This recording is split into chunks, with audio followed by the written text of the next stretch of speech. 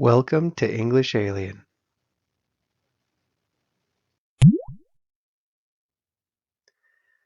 The Force in the Forest by English Alien. Deep in the tropical forest of Central America, a local guide led a group of tourists through the thick plant life that completely dominated this part of the valley. He pointed out the different animals and plants they saw along the way. "Look for monkeys and sloths in the trees," he said, "and look for colorful birds." The group was made up of 3 men and 2 women who worked for a company that had resorts around the world. They listened carefully to the guide's explanations and admired the beautiful trees, flowers, and ferns around them. The forest was so dense that the sunlight barely reached the ground, creating a cool and shaded environment. As they walked, the guide taught the group about the different trees and plants they passed by. "This tree is called a ficus tree, or sometimes known as the strangler tree," he said. "It will grow around a host tree and kill it." The group was impressed by the guide's knowledge and his love for the forest. As they continued hiking through the forest, the guide was telling them about how his ancestors have lived there for thousands of years and their deep connection to the forest. Soon they came across a waterfall. The sound of the water was loud and calming. "This is one of the most beautiful spots in the forest," said the guide. The group stopped to take pictures and admire the view while they rested. As the group hiked through the forest, the sun began to set behind the trees, casting a golden glow across the barely visible path. Suddenly, the peaceful atmosphere was changed by a mysterious feeling in the air, and the forest grew quieter until it was completely silent. The guide stopped them and looked around with worry on his face. "I'm not sure what is happening, but something isn't right," he said, his voice filled with worry. They noticed 2 bright purple lights glowing in the distance. The guide warned them to stay on the path and start back to the village for the night portion of the hike. The tourists were hesitant about returning at this moment. They wanted to know what the lights were. As they walked back to the village, the guide's face was filled with fear and worry. He continued to look back where they saw the lights, hoping they wouldn't follow them. Suddenly, the group saw the purple lights again, this time closer to the path. Again, the guide warned them not to approach the lights, but the tourists were too curious. Ignoring the guide's warning, they continued to approach the lights. As they got closer, the lights released a pungent smell that caused the guide to cough violently. But to his surprise, the tourists seemed unaffected, and they continued to walk toward the lights with curiosity. Suddenly, something invisible and powerful attacked them. The tourists screamed in terror as a force hit them and threw them around like dry leaves. The force of the attack was incredible, and they could only see the 2 glowing purple lights and smell the pungent stench around them. The tourists screamed and tried to run, but it was useless. In what seemed like only a moment, the tourists were brutally killed by the invisible force. The forest was silent again. Only the guide was left. In a panic, he tried to run, but slipped in a pool of blood. He fell and hit his head against a rock. Dazed and with tears in his eyes, the guide looked up and saw the purple lights floating above him. Before he lost consciousness, he knew his end had come. The guide slowly opened his eyes. The sounds of the birds and leaves rustling in the wind were so clear it felt as if he were up in the trees himself. He could hear a squirrel leaping from one tree to another, and the distant buzzing of bees working in a hive. He also heard water running in a nearby stream and an owl hooting in the distance. He noticed the smells of the forest as well, the soft and sweet aroma of jasmine flowers, the strong and pungent scent of fresh grass, the earthy and woody fragrance of damp moss on the ground, and the spicy and sweet smell of ripe fruits. His senses were heightened, allowing him to detect even the subtlest scents of the forest. All his senses seemed to be sharper, enabling him to perceive more details in his surroundings. He felt the warmth of the sun on his skin and the coolness of the morning breeze on his face. He could also see and feel the textures of the leaves and trees around him, the soft touch of the grass beneath his body as he laid there. The guide felt filled with energy and life, as if he had absorbed the very essence of the forest into his body. He knew he had to find his way back to the village and warn the others about the danger in the forest. With his strengthened connection to nature, he felt prepared to face any challenges that lie ahead on his path.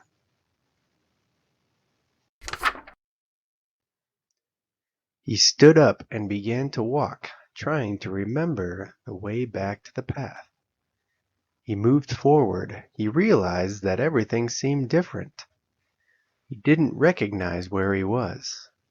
He tried to orient himself with the sun for better direction. He continued walking, searching for any sign of his group of tourists, but found nothing. Was anyone else still alive? He wondered. The guide knew he was alone somewhere deep in the tropical forest and unlikely to come across anyone from civilization. Therefore, he realized he had to depend on himself to make it back home. Before setting off on his journey, he took a moment to assess his surroundings and plan his route. He started by searching for a source of fresh, clean water to ensure he had enough for the journey. As he walked, he stayed aware of his surroundings to avoid dangerous animals or unstable terrain. He listened to the sounds of the forest and used his knowledge to identify potential hazards or opportunities for food.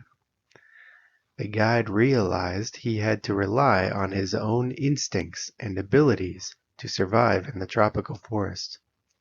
He felt stronger, and his senses seemed sharper than ever before. He began to navigate his way through the dense jungle, using his sense of direction and the sounds and smells of the forest to find his way. As he progressed, he realized he could move with agility and strength he didn't recall having before. He felt that his senses were attuned to nature, able to detect even the subtlest sounds and smells in the air. While searching for the path to his village, the guide harnessed his newfound strength and agility to navigate the jungle faster than would have been possible before. As he moved forward, he started preparing for the night, gathering materials to build a shelter and some wood for a fire. Chapter 3. As night fell, the guide started a small fire and sat down to think about his shelter while the fire crackled softly. Despite fatigue and confusion, he felt safe at the moment, knowing he had created something to protect himself from the harsh weather and any creatures that lurked in the darkness. But his mind was still troubled by the attack that night. What happened to them? Why were they attacked? And what were those lights that were responsible? The mystery disturbed him, and he couldn't shake the feeling that something bigger was happening. Yet he couldn't ignore the astonishing connection he felt with the surrounding nature. Every sound, every smell, every sensation enveloped him and integrated him more deeply into the forest. He couldn't remember ever feeling so alive and connected in his entire life. However, he knew he had to find answers, both for the group of tourists and for himself. The guide closed his eyes to get some rest, but instead of feeling the usual sensation of sleep, he felt his awareness start to expand. He could feel the ground beneath him, the sap oozing through the trees, and flowing water in a nearby river. It was as if his body and mind were merging with the forest. He became an integral part of the ecosystem. Though his body was at rest, his mind was fully alert and aware of everything around him. The guide felt his mind connect to something. He seamlessly blended into the darkness of the night jungle. His sleek form moved with grace and stealth, practically invisible amidst the shadows. His sharp senses guided him through the dense foliage, honed to detect even the faintest sound and movements of his prey. His coat, adorned with spots, enhanced his camouflage. Each step he took was calculated and precise. His keen ears captured the symphony of the forest, revealing the presence of potential prey. With golden eyes adapted to low-light conditions, he saw the nocturnal world in vivid detail. Every subtle movement of small creatures signaled their presence, igniting his predatory instincts. His agile body tensed, ready to strike as the intensity of his heartbeat fueled his determination. His awareness shifted. He soared through the moonlit night, his wings gliding gracefully on the cool breeze. His sharp eyes scanned the darkness below, searching for any movement. Suddenly, he spotted a mouse on the forest floor. Time seemed to slow as he focused on his target.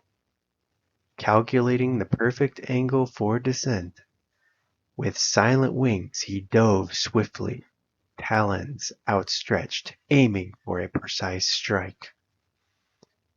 In that fleeting moment, his instincts took over. He could hear the rapid beating of the mouse's heart.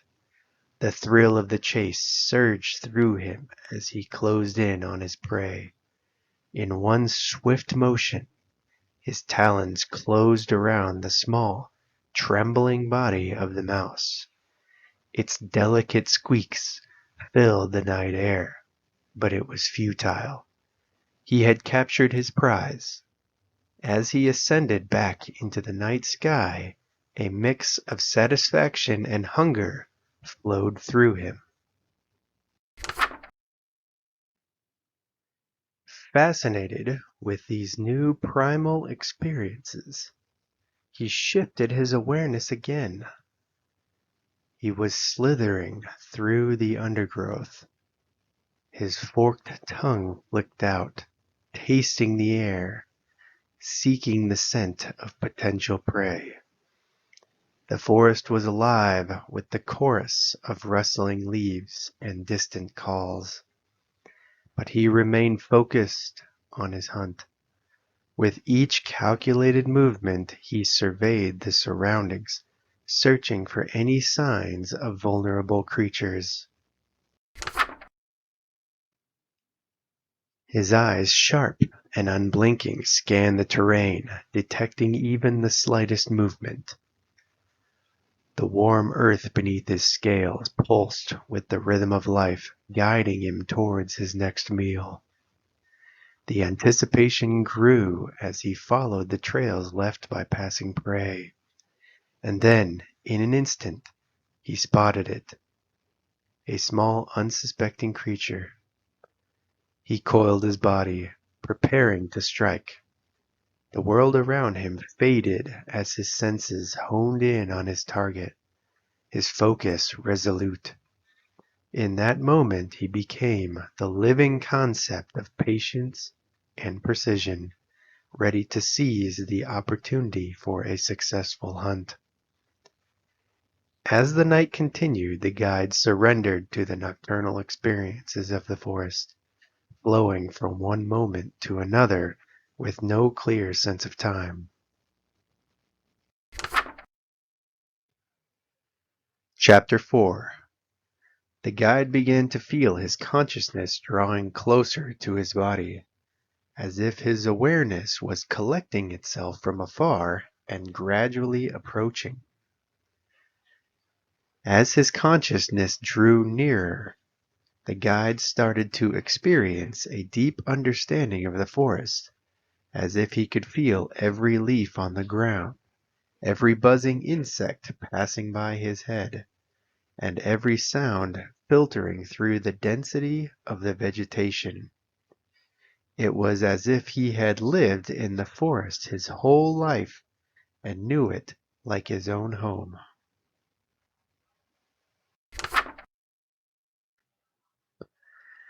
Finally, his consciousness came close enough, and the guide's awareness settled into his body. He opened his eyes and looked around, feeling awake, strong, and attuned to the natural world surrounding him. With confidence and determination, the guide embarked on the journey back to his village. Despite the temptation to stay in the forest and explore his newfound abilities, he knew he had to warn his village of the danger lurking in the woods. As he walked, his mind filled with thoughts on how to handle the situation and protect his community. Gradually, he approached the edge of the forest where his village was located and prepared to face the challenges that awaited him there.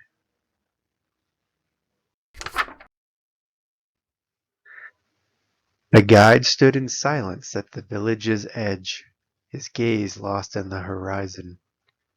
He didn't know who to turn to, whom to trust with his story. Who would believe him? How could he explain what had happened? His thoughts grew darker, and he began to consider the idea of simply disappearing into the forest, leaving everything behind and never facing anyone again. However, something inside him told him he couldn't do that. He knew he had to warn the people of the danger, no matter how improbable his story seemed. After all, he had witnessed the horrors that had occurred in the forest firsthand. With steady steps, he entered the village, searching for someone who would listen and understand.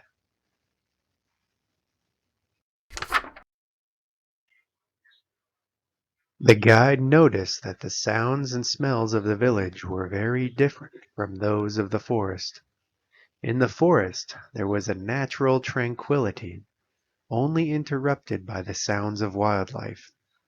But here, in the village, noise was constant. People talking, animals mooing, and tools hammering.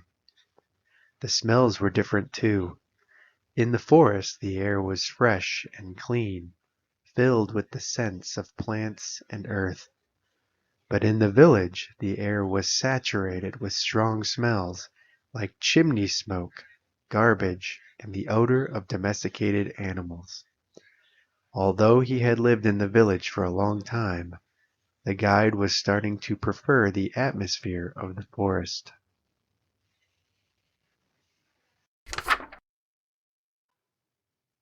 As he walked down the main street, the guide noticed that some of the people recognized him and looked at him with fear, while others glanced at him with confusion.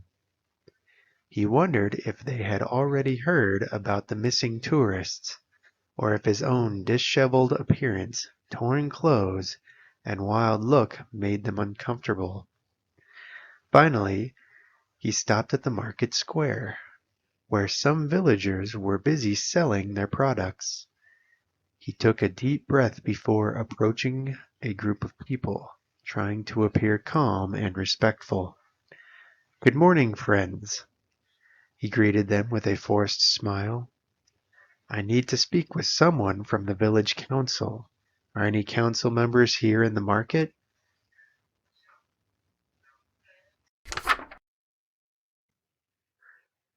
The people paused to look at him, appearing uncertain about what to do. The guide felt his heart beating faster, knowing he would have to tell the story of the missing tourists and the danger in the forest. "Alejandro!" The guide heard a familiar voice in the distance calling a familiar name. He turned to see that it was his friend Oscar. Oscar hurried to meet him with panic in his voice and a worried expression on his face. Without wasting time on pleasantries, said, "The police are looking for you and suspect you are responsible for some missing tourists." Chapter 5. Oscar took Alejandro by the arm and guided him towards a secluded alley. Although they were in a more private place, the concern in Oscar's eyes had not yet disappeared. "Alejandro, it's been a month. Where have you been?" Alejandro felt surprised and confused. "A month? What are you saying? I thought only 2 or 3 days had passed," Alejandro said, furrowing his brow as he tried to comprehend what was happening. Oscar explained that Alejandro had been reported missing several weeks ago, and that the authorities were looking for him. "I don't know what has been happening with you, but you need to speak to the police and tell them everything you know about the missing tourists," Oscar said with a concerned expression on his face. "The tourists! Did any of them return?" Alejandro asked with worry in his voice and hope in his eyes. Oscar responded with concern in his voice. "No, none of the tourists returned. That's why the authorities are searching for answers and suspect that you are responsible. You have to explain what happened and where the tourists are." Alejandro felt overwhelmed by the situation. He couldn't believe that so much time had passed since the attack in the forest. Fear and worry engulfed him. He took a deep breath and turned to Oscar to try to explain what had happened that night.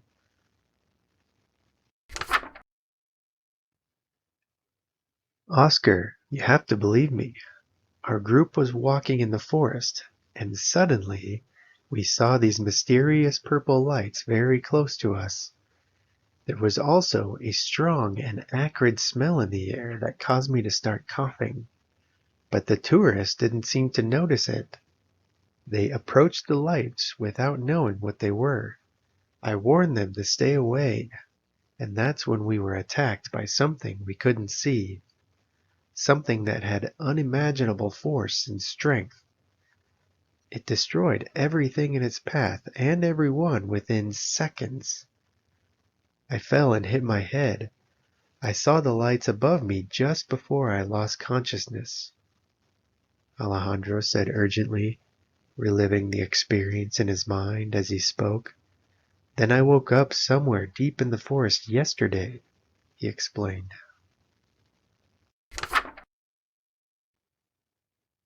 Oscar remained silent for a moment, trying to process all the information Alejandro had given him. Finally, he broke the silence and asked Alejandro if he was sure about what he had seen and experienced. "I'm sure, Oscar. I know it sounds crazy, but it's the truth," Alejandro replied desperately. Oscar pondered for a moment before saying, "I can't say I believe you, Alejandro, but I know you, and I know you're not someone who would make up something like this."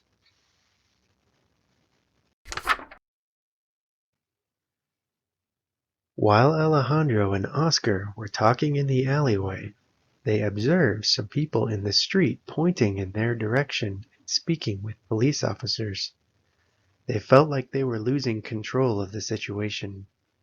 Alejandro could feel his heart beating strongly in his chest.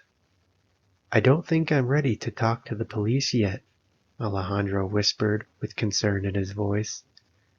"I think we need to move," Oscar replied in a hurried tone. "We can't risk getting caught before we have more information and a better idea of what happened."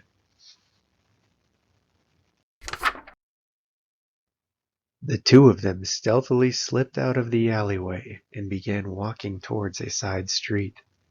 As they moved, Alejandro could hear various people talking and rumors spreading about the missing tourists and the return of the guide that was responsible.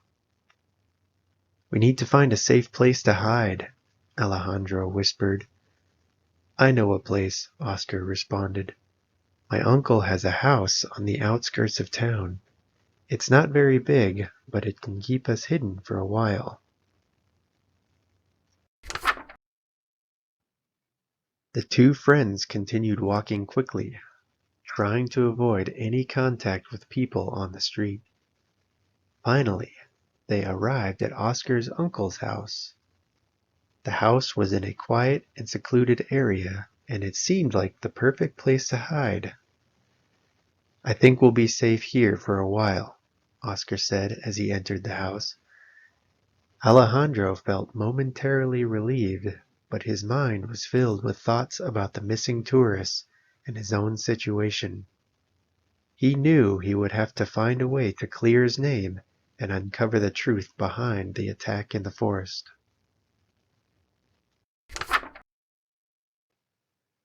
Chapter 6. It was already dark when they arrived at the house. Oscar turned on the lights and made coffee for both of them, while Alejandro sat on the couch. After taking a moment to rest, Alejandro noticed something strange on his arm. "What is this?" he asked, showing Oscar a small patch of skin that appeared darker and had a scaly texture like that of a chameleon. Oscar examined the patch of skin with curiosity. "Maybe it's a reaction to something that happened to you in the forest," he suggested.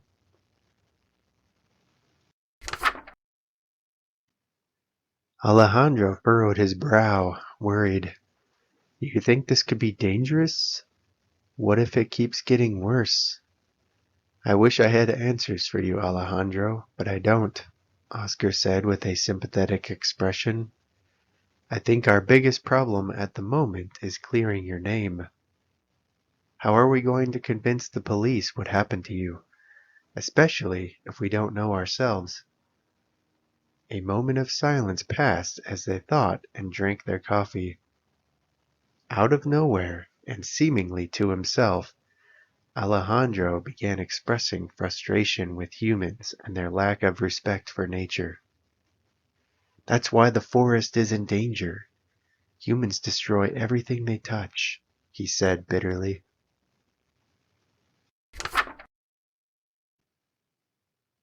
Oscar was surprised by Alejandro's change of topic, but decided not to say anything.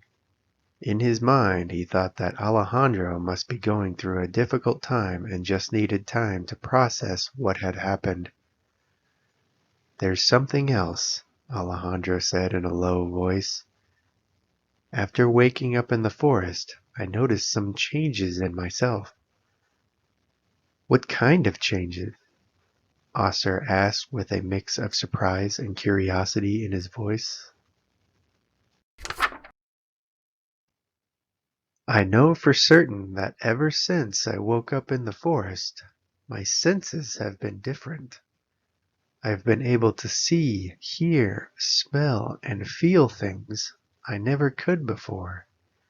And now, my skin is starting to change too.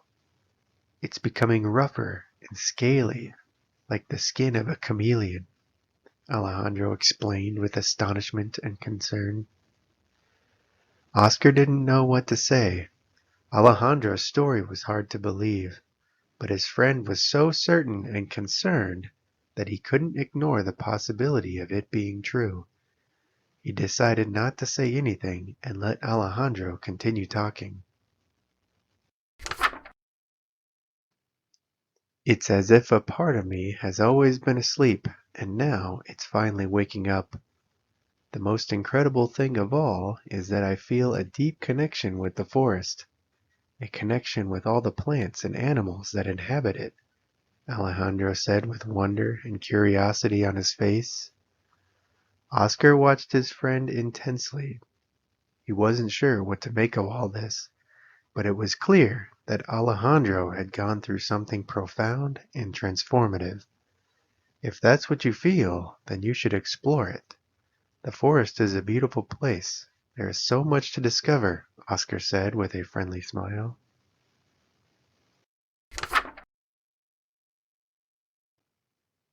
Alejandro nodded, grateful for his friend's understanding. Although he still had unanswered questions, he felt relieved to be able to share his experience with someone. Once again, he felt increasingly drawn to the idea of returning to the forest.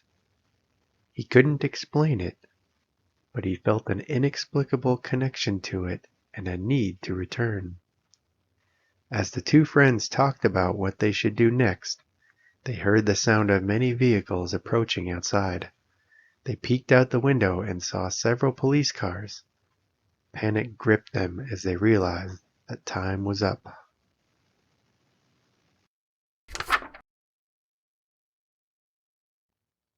Chapter 7. Through the windows, Alejandro and Oscar saw 6 police officers approaching the house. A feeling of hope ignited in Oscar when he recognized one of the officers. The officer in charge, Carlos Hernandez, was from his neighborhood. Oscar then quickly told Alejandro his plan to get his friend's attention and calm the situation. Alejandro agreed, and Oscar called out to the group of police officers, "Carlos, we want to talk." Fortunately, since the officer was an old acquaintance of Oscar, he was willing to listen to their version of events.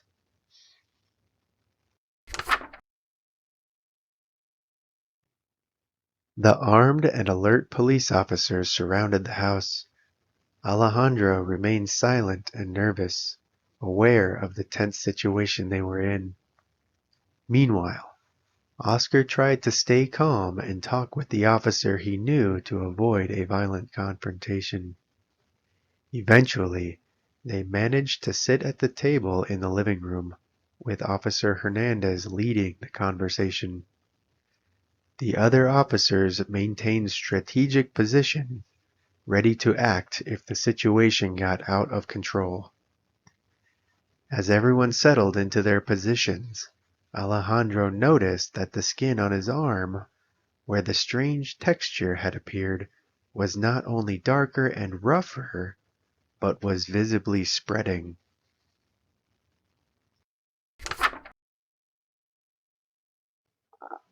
Officer Hernandez fixed his gaze on Alejandro and began questioning him about the missing tourists. "What can you tell me about the disappearance of the tourists in the forest?" he asked, with a stern expression on his face. Alejandro hesitated for a moment, unsure on how to respond. His eyes shifted towards Oscar, seeking his help. Oscar gave him a reassuring pat on the back, encouraging him to speak. Finally, Alejandro took a deep breath and replied, "I don't know exactly what happened, and I don't think you would believe me if I told you what I saw."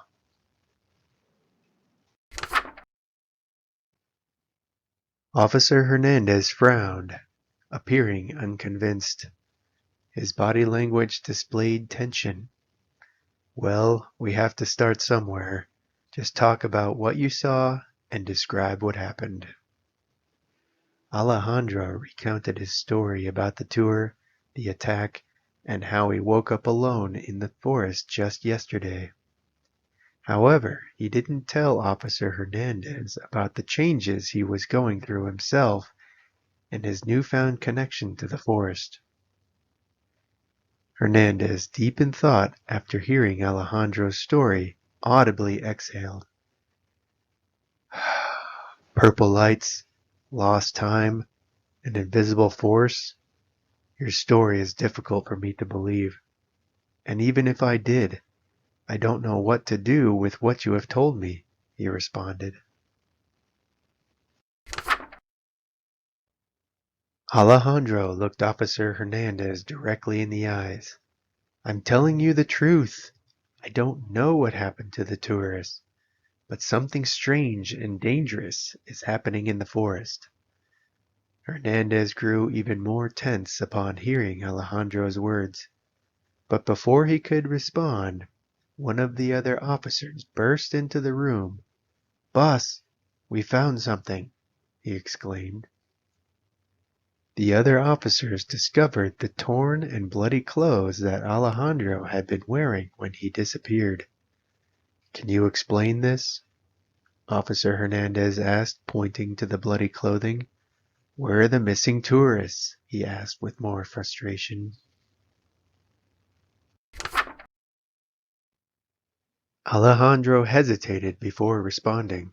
His mind focused on the new skin that was spreading faster.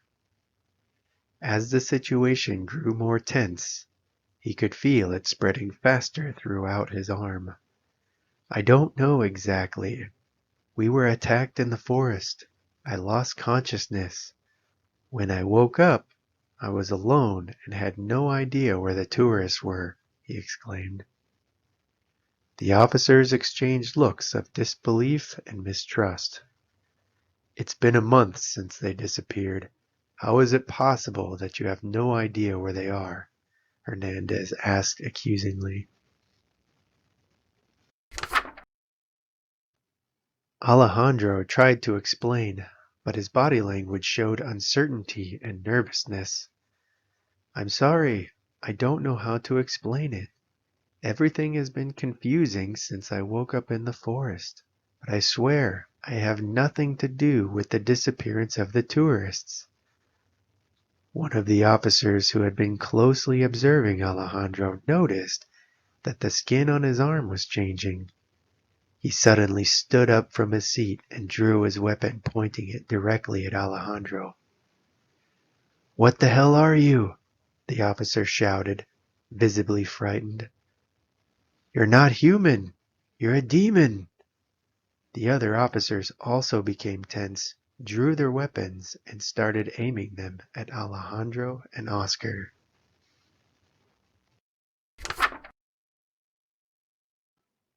Chapter 8. The officers continued to point their guns at Alejandro, unsure of what to do in this situation. Oscar tried to calm them, telling them that everything had a logical explanation and that they shouldn't act hastily. Although Oscar did his best to manage the tension and stress of himself and the officers in the room, he had no idea what was happening. He found himself slowly backing away from Alejandro and looked around to see everyone else doing the same.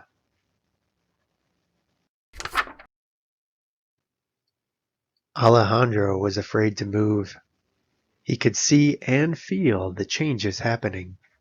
He felt an intense wave of heat spreading across his body, as if an inner fire had ignited beneath his skin. The sensation was both exhilarating and worrying, a mix of tingling heat and pulsating energy. It was as if his skin was stretching and reshaping itself, a strange combination of pressure and release. He could sense a subtle vibration resonating within him, as if his individual cells were being rearranged. Alongside the physical sensations, Alejandro experienced a whirlwind of emotions. There was a heightened awareness, a deep connection to his own transformation.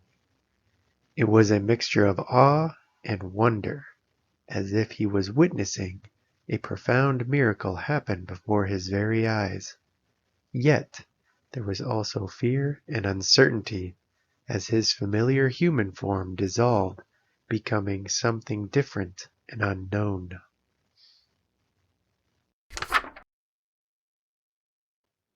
As Alejandro's transformation reached completion, something profound happened.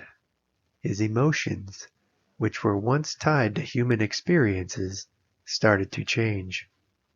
His love for the forest and its creatures expanded into a deep compassion that went beyond individuals. His desire to protect grew into a strong drive for balance and harmony in all aspects of life. The primal force inside him merged with his developing understanding, giving him wisdom about the interconnectedness of everything. Alejandro was no longer guided solely by instincts. He became a vessel for the knowledge of nature. His purpose now extended beyond himself to the well-being of all living things. Alejandro's skin had completely changed. He sat completely still at the table, his eyes closed. The officers were overcome with a mixture of fear and awe by Alejandro's transformation. One officer, overcome by his fear, fired his weapon. Alejandro fell back in his chair from the impact of the bullet. The officers approached him slowly, cautiously, and fearfully. Alejandro remained still with his eyes closed, not moving or making any sound. Oscar tried to calm the officers and to understand what was happening. He cautiously approached Alejandro, examining his body for signs of injury.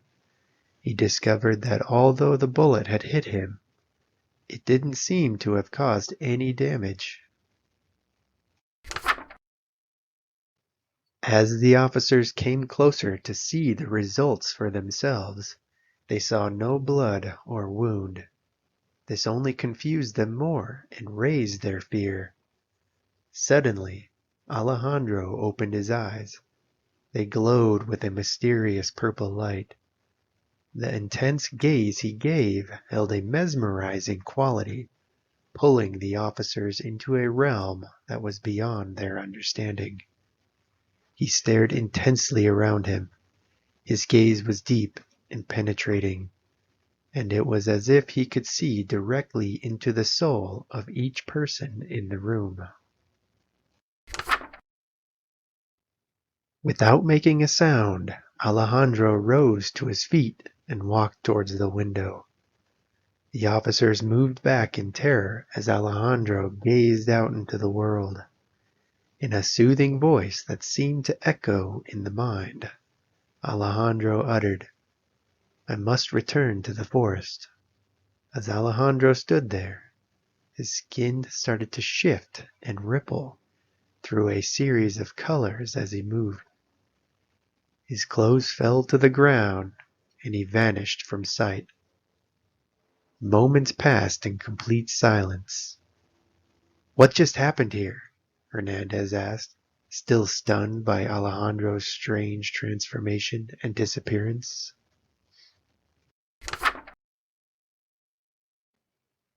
"It was like he was a spirit of the forest," exclaimed one of the officers, while the others still tried to comprehend what had just happened. Alejandro's skin was like a changing leaf of colors, and his eyes were like purple lights, Oscar whispered in awe. The room fell silent.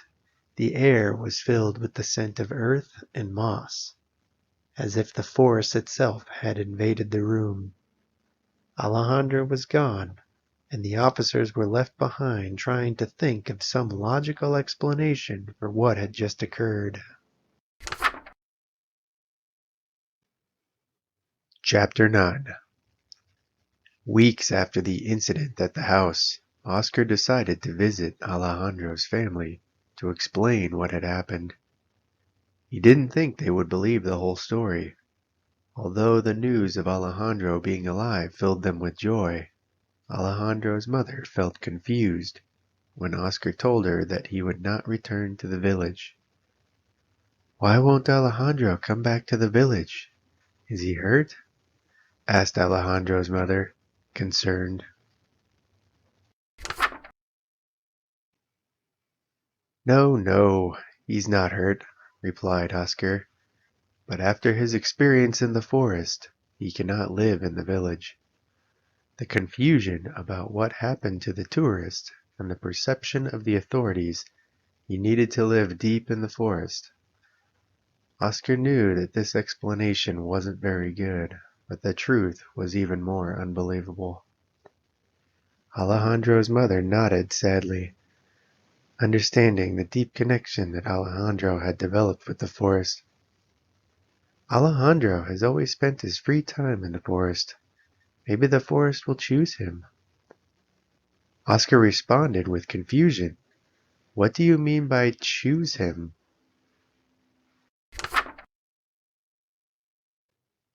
"Our family has a unique history with the forest. Speak with Alejandro's grandfather," she replied. "He knows more than I do."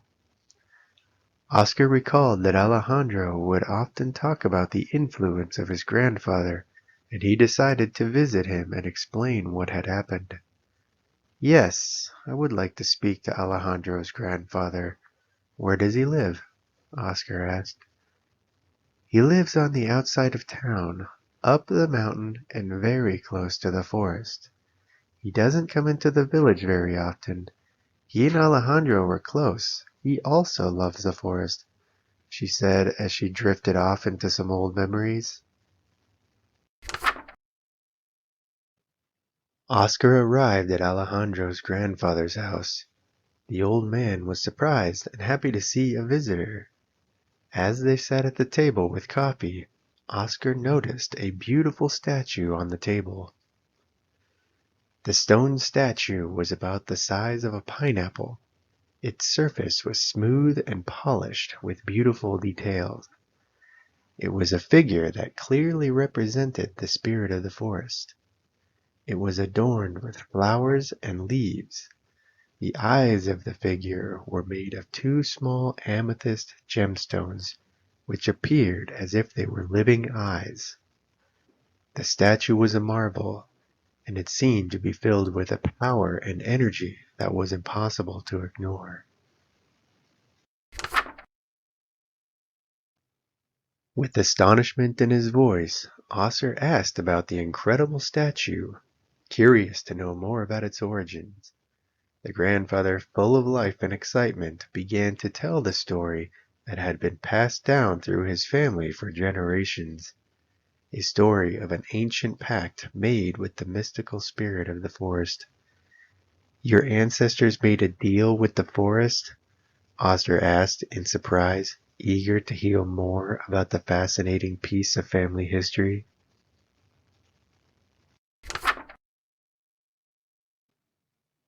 "Yes," the grandfather replied, his eyes gleaming with pride and reverence as he continued.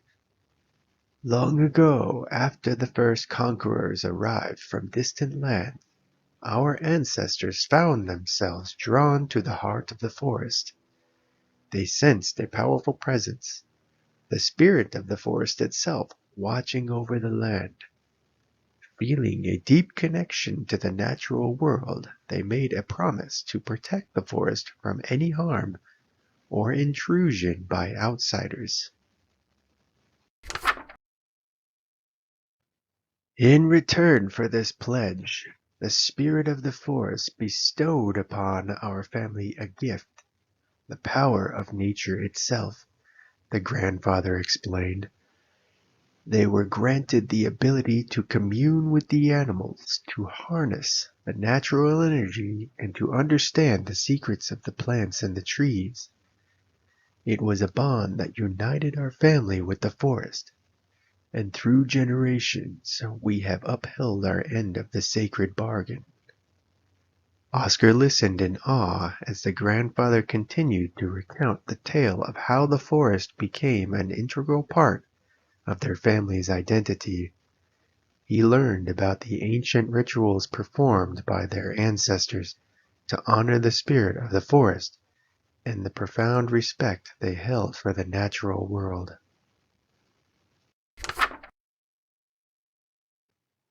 After hearing the retelling of the legend, Oscar shared the entire story about Alejandro with the grandfather. As a descendant of this legacy, Alejandro's destiny was deeply intertwined with the forest, the grandfather concluded. Your description of his transformation was not a curse, but a manifestation of the ancient bond that connects our family to the very heart of the forest itself. Oscar left the conversation feeling a sense of enlightenment, realizing that the strange events in the forest had a far deeper significance than he had ever imagined. The forest was not just a place, but a sacred realm where the spirit of nature and his friend Alejandro were intertwined, and the legend was alive and pulsing with power. With his newfound understanding, Oscar went back to the village and decided to share the story with Officer Hernandez, as they had experienced the same events in the house that night. As a result, rumors about the forest started spreading in the community. The ancient legend was revived, renewing the awareness and significance of protecting and respecting the forest.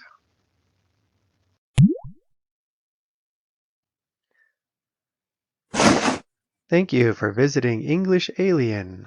Click subscribe and get notified for new content.